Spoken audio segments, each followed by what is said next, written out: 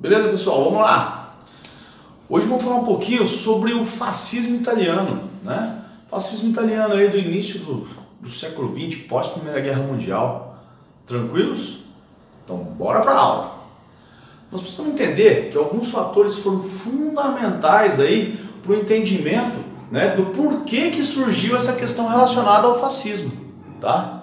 Então, entre os fatores aqui, nós temos reivindicações territoriais da Itália no pós-Primeira Guerra, né? Visto que a Itália, ali na Primeira Guerra Mundial, né, ela começa do lado da Alemanha e da Áustria, e durante o período da Primeira Guerra, a Inglaterra promete alguns territórios à Itália se ela mudasse de lado naquele período. Coisa que acontece, mas ao fim da Primeira Guerra não é atendido nesse processo, beleza? Crise financeira provocada pelo pós-guerra. Essa crise financeira vai desencadear em alguns fatores. Alguns deles, operários tomando as fábricas. Lembrando que a Revolução Russa tinha acabado de acontecer. Na Itália, você tem um movimento anarco-sindicalista ali, comunista, muito forte no pós-Primeira Guerra Mundial, e eles começam a tomar as fábricas, o que vai causar um grande temor na classe burguesa italiana, que vendo isso acontecer, né, precisa reagir de alguma forma. Como eles vão reagir? Através do apoio a um partido que tinha acabado de surgir, que é um partido liderado pelo Benito Mussolini, conhecido como Partido Fascista Italiano. Beleza? Então bora lá. Algumas características desse fascismo aí. Essa questão do nacionalismo, principalmente inspirado por conta dessa traição da Inglaterra. Então esse nacionalismo ele vai ficar muito fortalecido nesses soldados que voltam da guerra e não tem aonde trabalhar, não tem o que fazer, inclusive não tem até como garantir o seu sustento. Então eles estão querendo o quê? Uma revanche contra esse pessoal. Supremacia do Estado, negando o liberalismo, né? Esse esquema aí do fascismo, ele vai negar o liberalismo, onde no liberalismo, né, o Estado não deveria intervir na economia. Os fascistas diziam, não, o Estado tem que intervir na economia, o Estado acima de todos aí, beleza? Devoção ao seu líder. O líder não pode ser questionado dentro do Estado fascista. O líder é praticamente uma unanimidade. Se você questiona o líder, teoricamente você está questionando o Estado como um todo. E tem que tomar cuidado para não sofrer as penas, né? Então você não é feito para pensar, você principalmente precisa apenas obedecer. E dentro das escolas começa a ser ensinado que o Mussolini era um grande líder, ele não errava, era uma pessoa muito bem intencionada, né? Então professores que se negassem a fazer a devoção ao líder, né, a divulgar essas ideias dentro das escolas, eram afastados dos seus cargos, né, demitidos. Exaltação da guerra, eles estão ainda naquele momento de nós precisamos retomar a nossa honra, nós precisamos retomar as nossas glórias, né? Lembrando que o fascismo aí vem de um símbolo romano que representava a unidade, a disciplina, que é o fascio, um grande feixe em volta de um machado, tá bom? Partido único, detalhe importante que não está aqui na lousa, mas é bom eu sempre falar, um movimento ligado à extrema direita e apoiado principalmente pela burguesia que não quer perder os seus direitos, beleza? Então a gente tem que deixar isso bem claro aí, tá? O partido único aí, qual partido? Partido fascista. Corporativismo. Mas, senhor, o que é o corporativismo? Eu peguei um trechinho do autor aí, do escritor chamado Marcos Pala, que vai escrever A Itália Fascista, tá? Olha só, representantes dos trabalhadores nunca vinham das categorias que eles supostamente representavam, ou seja, você tinha políticos profissionais nomeados pelo Partido Fascista para participar dessas reuniões com os donos das fábricas, né? Então, olha ali. Pelo contrário, eram sindicalistas fascistas ou políticos profissionais, nomeados apenas para confirmar as decisões que os patrões tomavam. Então, peraí, a burguesia apoia o partido fascista para chegar no poder. Então, quando eles chegam no poder, tem que fazer o jogo de quem?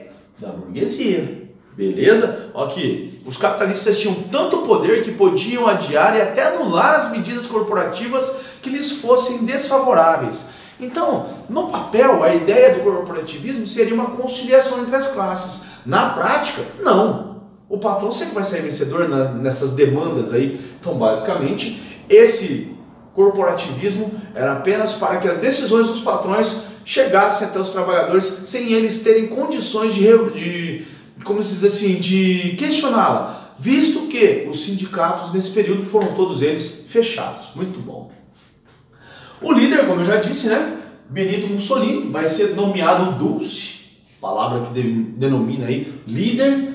A ascensão, 1922, muito importante, pessoal, muito importante para a gente entender aí que 1922 vai ser marcada uma greve geral e o Benito Mussolini vai colocar os camisas negras nas ruas de Roma, né? E vai marchar sobre Roma, furando essa greve geral. Fato esse que vai obrigar o Vítor Emanuel III a convocar o Mussolini a ser primeiro-ministro. Beleza? Posteriormente, nas eleições que virão, né? Esse partido fascista ele vai fraudar as eleições e mais à frente fechar o parlamento. Tranquilos? Onde o Mussolini vai começar a governar com plenos poderes. Show de bola? Algumas medidas tomadas pelo Mussolini quando ele chega ao poder.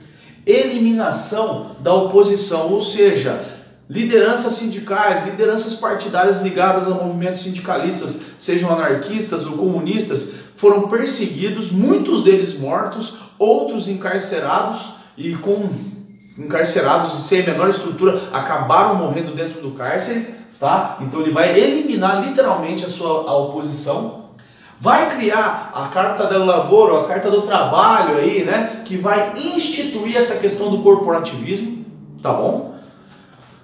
Tratado de Latrão. Desde a unificação italiana, existia a questão romana, né? A questão de como lidar com a Igreja Católica. A partir do Tratado de Latrão, vai se criar o Estado do Vaticano e resolver essa questão romana que existia com a Igreja Católica, tá?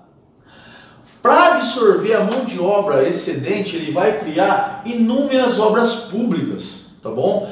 Muitas obras públicas para absorver essa mão de obra excedente aí, para que esses trabalhadores tenham onde, essas pessoas que estão desempregadas, tenham onde trabalhar. Então para pensar, olha ali, você tem dentro da escola o cara pegando e falando que o Mussolini é um cara bom. Aí ele vai lá e cria obras públicas. Criando obras públicas, o pai dessa criança que estava desempregado, desgostoso da vida, começa a trabalhar, melhora a situação. Essa criança já vai crescer tipo assim, meu, esse cara é bom mesmo. Então, duas medidas aí que vai elevar a moral desse líder aí, desse cara, o Mussolini, tá bom? Estímulo à agricultura, incentiva a indústria, ou seja, ele vai incentivar o crescimento interno aí dessa Itália no pós-Primeira Guerra Mundial.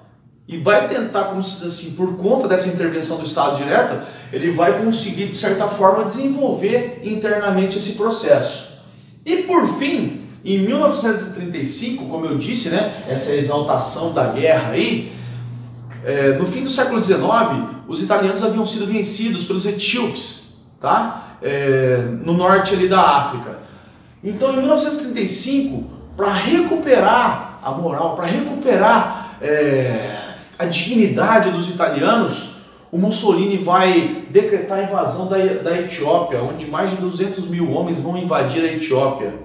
Um dos primeiros ataques, né, que posteriormente França e Inglaterra, que ficavam responsáveis, né, para fazer com que não existissem esses tipos de agressões, vão começar a praticar o que a gente vai conhecer mais para frente como política do apaziguamento, porque vão falar, não, vamos deixar disso e tá tudo certo, mais para frente a gente vê o que a gente vai fazer. Beleza, pessoal? Então essa aula aí foi sobre o fascismo, uma breve aula sobre o fascismo italiano. Tranquilos? Um abraço, até mais.